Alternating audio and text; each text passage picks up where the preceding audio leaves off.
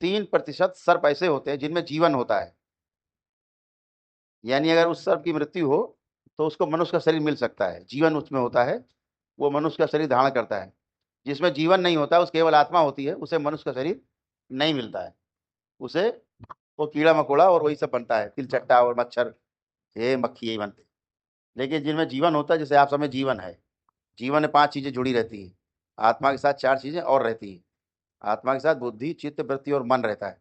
ये 5 जब मिले रहते हैं तो आपको शरीर छूटने के बाद भी जिनमें जीवन रहता है उनमें मनुष्य भी हैं, कुछ जीव जंतु ऐसे हैं और कुछ पशु पक्षी ऐसे हैं जिनमें जीवन रहता है, तो वहाँ जन्म मिलता है। लेकिन कीड़े मकोड़ों में जन्म नहीं मिलता है कभी। कीड़ा मकोड़ा, कीट पतंगा, इनमें नहीं मिलता है। क्यों नहीं मिलता? क्योंकि जीवन है। और कीट पतंगा, मच्छी, मक्खर, मच्छर, छिपकली, तिलचट्टा, इन सब में आत्मा रहती है, जीवन नहीं रहता है उसमें। ध्यान देंगे तो जीवन है तो उसमें जा नहीं सकता। वो जिन मक्खी मच्छर है वो आत्मा है, वो अकेले किसी जीवन में शरीर में आ नहीं सकती मनुष्य के। उसके लिए 5 चीजें चाहिए जुड़ी आत्मा के साथ। ये ध्यान देने योग्य बात। इसीलिए दरबार में जब संहार होता है तो माँ को हम खिलाते हैं ना, ये मुल्ला जी खिला दिया जाए तो माँ चट से खा जाती है और 4 चीजें अंदर गटक जाती है। क्या गटक जाती है? अंदर गटक जाती है बुद्धि, चित्त, वृत्ति और मन। आत्मा रह जाती है, जिसे कहते हैं अजर अमर है।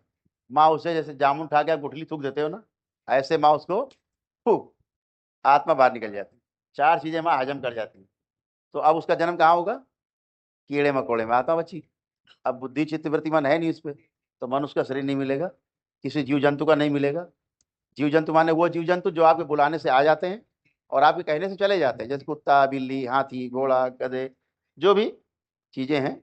जैसे मच्छर बुलाओ तो नहीं आएगा मच्छर, कह दो भैया वो काट लो, खून पी लो, वो नहीं आएगा।